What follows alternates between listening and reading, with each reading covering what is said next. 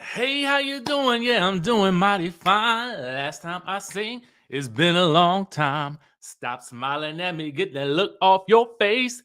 Please don't even front. Stop being so fake. Now I know Tamika got to be singing that tune right now. Holla if you know what that song is from. It is from, well, I ain't gonna even tell you. Just drop it in the chatterization if you know what it is, because baby, we got to talk about the news surrounding Latasha Scott's debut gospel album. I mean, listen, it is not looking too good for Latasha right now.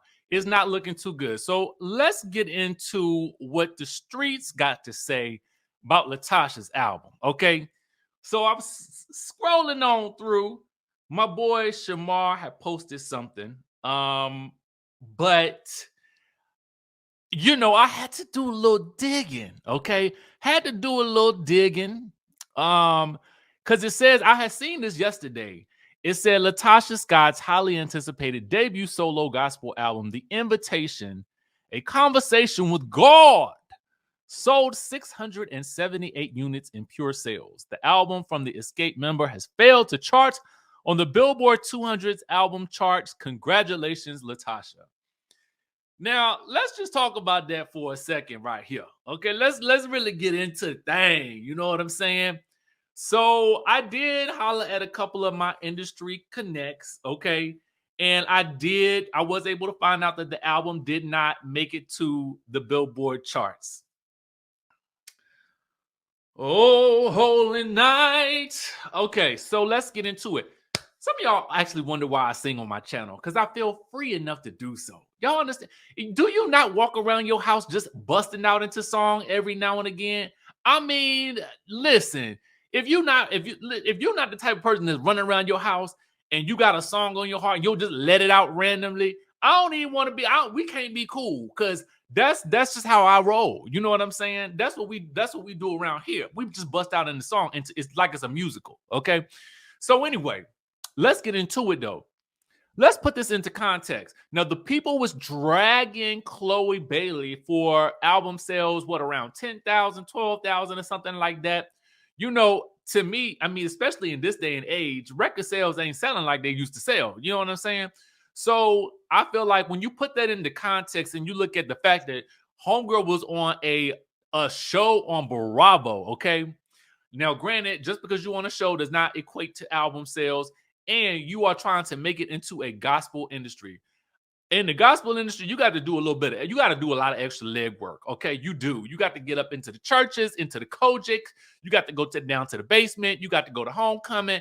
You got to do all the things. And if you ain't doing all the things, okay, it's gonna be difficult for you to make it. And when you add to insult to injury, you also add in the fact that she has had a lot of things to say about her sister, and about the group members of Xscape, as well as she has come under fire for allegedly owing her sister some $30,000 or more dollars, allegedly. Let me put the badge up, okay? And so then you also put into context, the things that were going on surround her husband and the alleged kickbacks, okay, as well as the alleged mistresses. And it just don't really bode well for a huge gospel success, okay? So this is an interesting case study in what not to do when you want to go gospel, okay? And it is all of this. All right, it is all of this. Now, do we rejoice in the fact that the sales are not anywhere near where we thought they would be?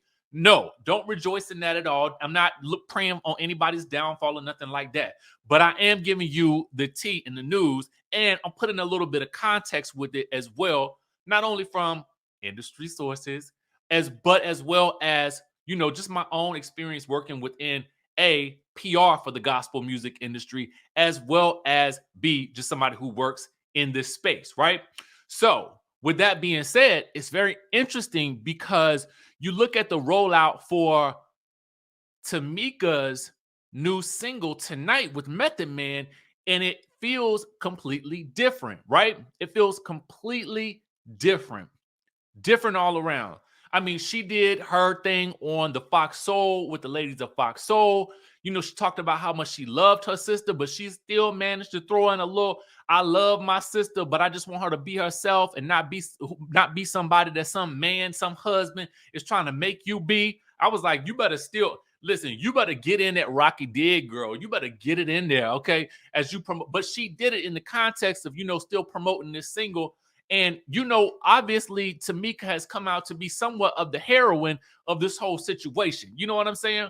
So when you put that in the context with the fact that she has released her own solo single, still touring with Xscape, still doing the doggone thing, this is how you roll out new music, babe. This is how you do it, babes. This is how you do it. Take a note from your sister, who your mom said was jealous of you. It looked to me like Tamika making all the right moves, okay? She making all the right moves. So we had to talk about that. Sad news for, you know, to me, Latasha Scott. But if you look at it like this, Latasha, it is a marathon and not a sprint. When you release a project, you got to see it through to fruition. So you need to just get on out there and get into the circuits, okay? Get into the church circuits, go to homecomings, go to Bible studies, go down to the prayer meetings. You need to be everywhere where the doors of the church are open for you, okay? And so you get on down there, you continue to do your thing. But when you do these interviews, don't mention Candy, okay? Don't mention nothing about this money if you ain't gonna pay none of it back, allegedly, okay? Don't mention none of that stuff. You just focus on the word of the Lord, and that is it. All right. Just another update on this whole situation. When Tamika Scott was on Cocktails with Queens, she said that she would not do a season 2 of SWV and Xscape, Queens of R&B. She is not here for it. She said it was not what it was supposed to be. She said they did not come out of pocket with SWV. They did not try to say they wanted to fight SWV. Everything that they were saying, they was talking about business. And because they couldn't get the business right, she's just not interested in doing it. She still has love for SWV, but she would not do a season 2. Moving right on along. So I was, you know, perusing as I does. And so I saw this over at our friends on Reality Chat's page because I actually saw our next story on there as well. So we're going to talk about that. So shout out to Reality Chat. And Dr. Heavenly had posted something about how she thinks she'd have met her match. Hashtag married to medicine. So, you know, it leads you to wonder, baby, who is the match? Who is the match? Obviously, in my mind, it's got to be Phaedra, right? But we did see a photograph with another person from that wedding from Dr. G's. So it could be Dr. G's wife, it could be the alleged new doctor, or it could be Miss Read 'em up and down Phaedra herself. You know, Phaedra don't come out of the woodworks like that to read the girls, but every now and again. But she just might have to be activated if they're gonna pay her all these coins to be on Married to Medicine. Okay. So y'all let me know who y'all think it is down in the comment section down below. Quiet as it's kept, I think Mariah and Heavenly was the matchup, okay, of all matchups. But that's just me, and I know I'm living in the past on that one. But I'm a Cancer, and that's what they say we do. So let's move right on along because y'all, can you imagine Tiffany Pollard, Joseline Hernandez, Amber Rose on the same show? Now, let's throw in a little bit of Ray J, and you got College Hill Celebrity Edition Season 2, baby, streaming May 11th. Y'all know College Hill, the first season, was my joint, okay? That was my jam right there. I was loving it. It showed Nene Leakes in such a fresh, new, and exciting light. It just reinvigorated a lot of our love for Nene, and a lot of people fell back in love with Ray J. You know what I'm saying? It's so interesting seeing Ray J outside of the context of his relationship because I feel like, you know, it just feels like, okay, we ain't got to see you, you know, wearing this lady down or nothing like that. You know, we can see him in a new, fresh, annoying way. Okay. But I feel like that's Ray J's character.